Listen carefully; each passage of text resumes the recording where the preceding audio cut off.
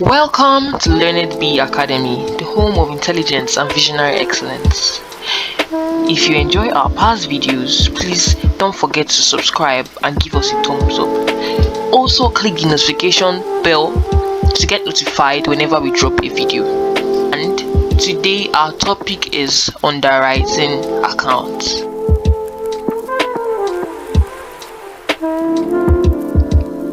I don't know if you've heard of the word underwriting before, but underwriting basically means when a company, let me use an illustration to really interpret the meaning of underwriting accounts to us. So let's say a company A, which is a new company, let's see it as A as a new company, and then A wants to go public and issue out shares to the public, right? And then because it's a new company, a lot of people might not know that company or know the value of that company, right? And so there's a risk of the rate of people that are going to apply for shares in that company, right? There's a risk. And then if nobody applies, there's a risk of non-subscription, right? And then if nobody applies for shares in this particular company, it's going to reduce the value of this company. So in order to should I say reduce that risk, or like to prevent or adverse that particular risk, companies going to underwriting agreement. So they meet a financial institution or someone that is willing to underwrite these shares, and they go into an agreement that if this public do not subscribe for that particular shares, that underwriter would take up the shares. So it's clearly like it's written on the screen.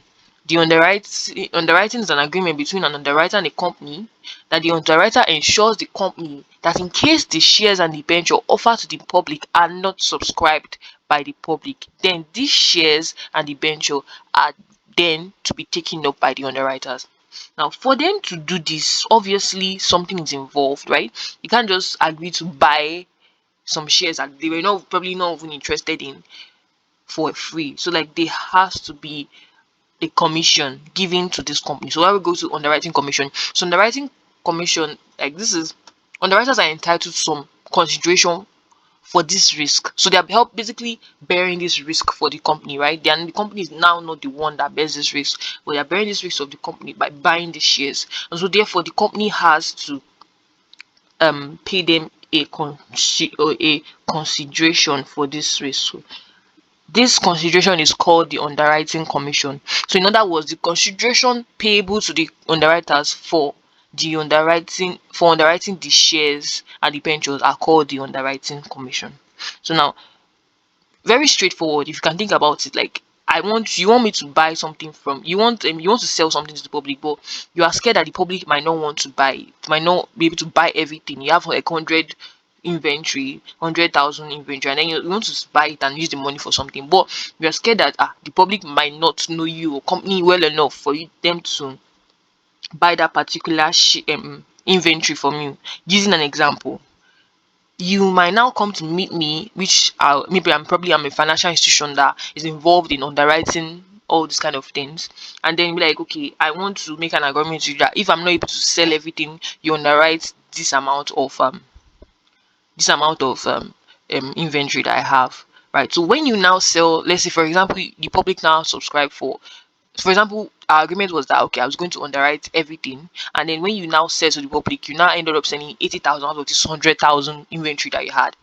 At the end of the day, because I underwritten everything, I'll have to subscribe the remaining. Do you get? And at the end of the day, even if the public do not subscribe or the public do not buy those inventory, because I have already gone into agreement with you, I'm going to buy those inventory from you, and then you give me a commission for buying that inventory from you, and in that inventory I can probably sell, because in this case shares are still an asset, so it's not like they are going to consume these shares that they are buying. You get? They're just buying it so that the company doesn't lose its value when they if that risk is to occur. Does that make sense? So going straight to the next part, underwriters are financial institutions that agree in consideration of a fixed fee, a fixed commission, to purchase at the issue price any securities that are not subscribed by the investing public. So this is like very clear, extremely clear. So I'm agreeing to buy something from you if the public do not subscribe for it. Buy these shares for me if the public do not subscribe for it. So now I want us to move on to some key points that we should like remember. Like underwriting is a very simple accounting. It's a very simple account, right? And then there's not much to it. You just need to know the rules involved for you to be able to carry out the solving the calculation. So we're going to look at some points that we should always remember. So the first one here says that an issue is usually underwritten when there is a danger of undersubscription. So this is why they underwrite shares, because of that risk. That risk is what the company doesn't want to bear, because bearing that risk can make the company to lose its value. Does that make sense? The next part says an underwriter is only liable to take up shares not subscribed by the investing public in proportion to his underwriting agreement. So for example, if the company issues out 100, sorry, let's say 10 instead. So for example, if the company issues out 10,000 shares and then the underwriter agrees to underwrite only 80% of the shares, and then after issuing to the public, there was a non-subscription, nobody subscribed. This underwriting company are only liable to only subscribe for this 80% that they have agreed in advance, right? So therefore it's just 8,000 they're going to be liable to subscribe. So the next pattern says when shares are fully subscribed or oversubscribed, the underwriters will not have to subscribe for any shares. So for example, after issuing these shares to the public, the public like subscribe for every of the shares. If 10,000 was issued and then the public subscribe for 10,000, the underwriter would not have to subscribe for any shares. So in all cases, he receives his commission on the total number of shares he had agreed to underwrite, irrespective of the level of subscription. So even if the risk was not borne by the underwriter at the end of the day, in the sense that even if the public purchases all the shares, even if the public subscribe for all the shares, the underwriter is still going to be paid that commission because of he has borne the risk, and then to his favor the public actually subscribed for all the shares. Does that make sense? So no matter what, they are going to be paid their commission on the amount that they agreed to subscribe for in advance. Makes sense? So now we're going to look at another key concept that we should always take note and remember in underwriting, which is firm application. So now an underwriter can decide to apply for firm for some shares. When they apply firm for some shares, these firm shares are treated as part of the investing public. Like it's treated as if the was a member of the public that applied for the shares. So at times the underwriter applies for firm for some shares, and these shares will be subscribed for irrespective of the level of the subscription by the public.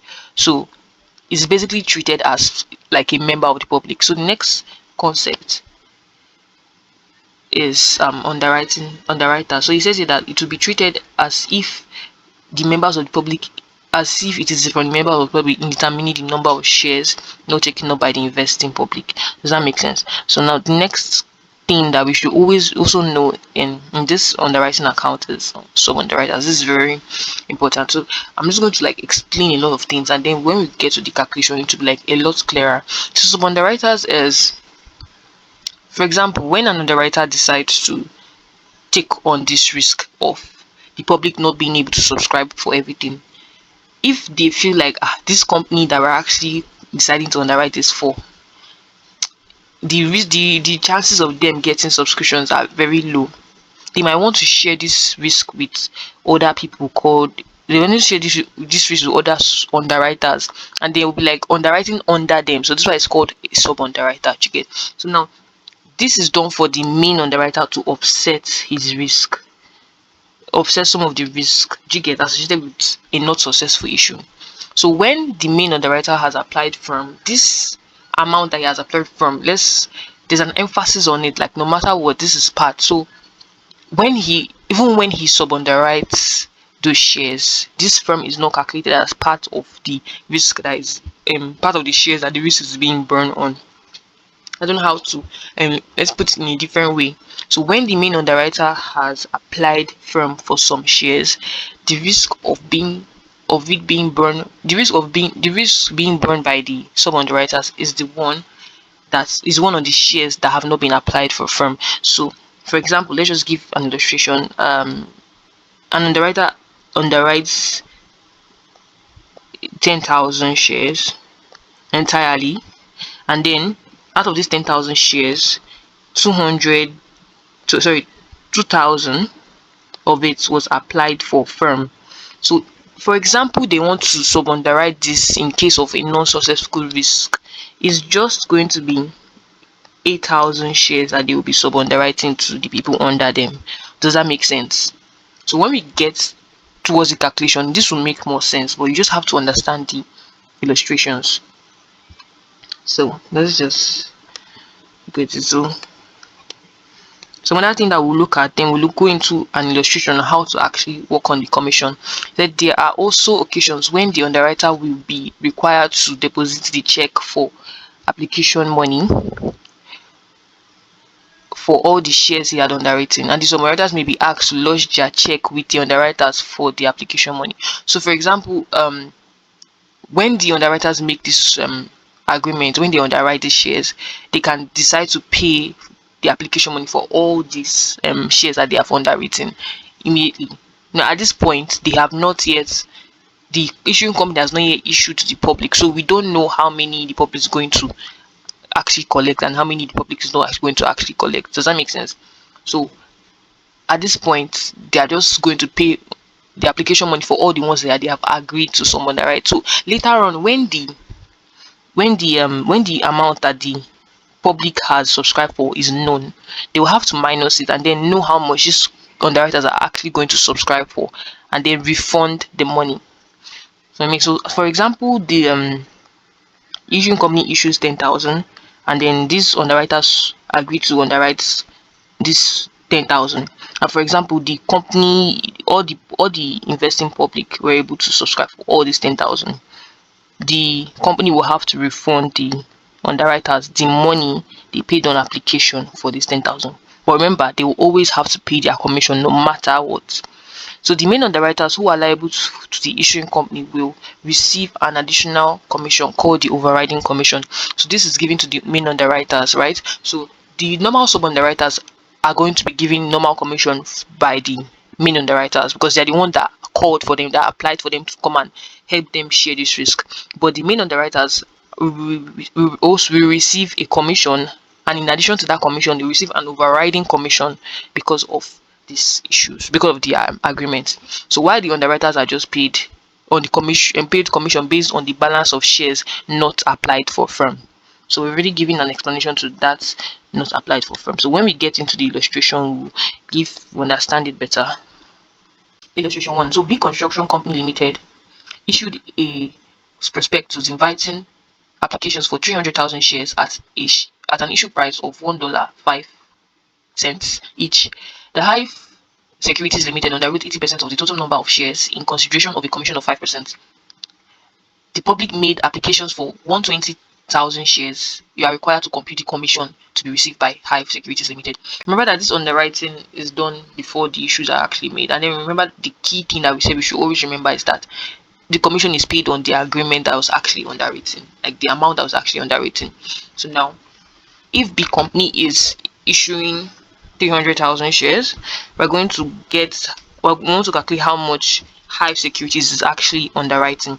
So we're going to do 300,000 times 80%. So 300,000 by 80% is going to give us 240. Now this 240, this is the amount of shares that they're actually going to underwrite. Now to calculate their commission, remember I said it's 5%. So this 240 times 5% times the price of a share, which is $1.05, which is going to be 12,600. So is that clear?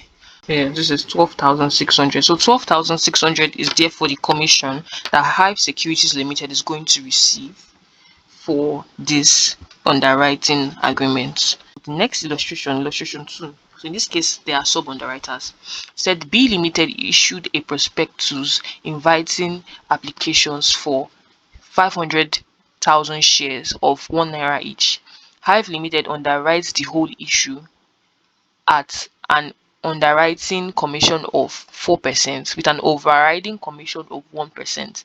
So remember that it is just the main underwriter that is receiving the overriding commission. So one thing I love to do is to always underline the main points that we're going to use for the calculation. So this is the amount that they are issuing, this is the price, and then this is the this is the commission, and then this is the overriding commission, which is for the mean. So therefore, when we're calculating the mean, we're going to use 4% plus 5%, which is 4 plus pence plus 1%, which is 5%. So it now says Hive Limited enters the sub-writing contract with sub-underwriters as follows: gold, silver, and iron. And these are the rates at which they are going to underwrite these shares. So 40% of 500,000 is clearly 200,000. 30% of 500,000 is 150, and 20% of 100,000 is 100,000, because of he said he was underwriting the whole issue. So let's not forget. So in some cases it can be 80%, it can be 60%, it can also be the whole issue. So everything is underwriting everything. So therefore he's sharing this risk with sub underwriters. So this is what this person is. This is the amount that this person is sub underwriting. This is the amount this guy is underwriting. This is the amount this guy is sub underwriting. So now we are required to compute the commission for them paid to the sub underwriters and then the underwriter. So now this is also as clear as the first one. It's not going to waste our time. This is we're going to clearly do. We're going to write for each of them. So this is for gold. We'll just give a G as initial. So now since we already have the number of shares, we just have to multiply it by the commission and then the price. So this is 200,000. So 200,000 times since it is some underwriter, he's only going to get the 4% times 4% times the price, which is 1. So we're going to get the answer of this. While we're at it, we're going to solve for silver. Silver is underwriting just 150,000. We already have the number, so we're going to multiply 150 by 4% and then the price, which is 1. Very clear. And then we're going to do for Ayo. So this is Ayo, which is Ayo, who is underwriting just 100,000 times 4% times 1. Right? So now calculating this, 200,000 times 4% times 1, which is 8,000. So for gold, his commission is going to be 8,000. And then for silver, his commission is going to be 6,000. So let's correct this. This is 8,000. And then for iron, his commission is going to be 4,000. So these are the commissions for the sub underwriters, right? So let's just write at the top sub, and then we're going to now calculate the commission for the mean underwriter. So now the commission for the mean underwriter. So remember, in this case, the mean underwriter is the one that is going to get the overriding commission. So it's going to be 4% plus the 1%, which is 5. And so this 5%, since he's underwriting the entire sub issue, so the main underwriter, which is Hive Limited, just write a H. Okay, just write Hive for E because it's the main one. It's going to be 500,000 multiplied by 5% times 1, because 1 is the price of the market value of the share. So this is going to give us 25,000. Right now we've gotten the issue. We've gotten the commission that's going to be paid to each of the sub underwriters and then the underwriter. Now these commissions are paid by the main underwriter to the sub underwriters. Okay. So now as we go on the next video, we're going to go into the actual accounts. I'm going to solve an actual main calculation or how this question actually comes, right? We're going to talk about what the account looks like, and then what is on the debit side, what's on the credit side, and then we're going to solve a full illustration. Just to re-say or re-put it in different words, the main underwriter, whenever he agrees to underwrite a particular amount of shares, if that risk is too much, he may decide to meet other people, so underwrite these shares to other people. And then when he does that, he also has to pay them commission. So that's why we have to calculate the commission that they are paying. So now in the next video, we're going to dive more into this. Is just the beginning. This is just the basis of underwriting account. And in the next video, we're going to dive more into underwriting accounts. We will have to learn the formats and then the table. So before we get there, there's some few things I would like us to remember. So remember that the sub-underwriters do not subscribe for the amount that is applied firm. Remember that the main underwriters are the only one that receives an additional commission called the overriding commission. And then also remember that no matter the level of subscription, the underwriter is going to receive his commission. So any other thing that you would need to fully understand already underwriting account will be said in our next video, so don't miss it. Thank you everyone for watching this video. To watch the next video based on the calculation of the topic we just treated, click on the left button that says watch next, and to check out our previous video based on our suggestions, click on the right button. Please ensure you subscribe for more, like this video, and leave something for us in the comment section. We're waiting for you to reply. Thanks for watching.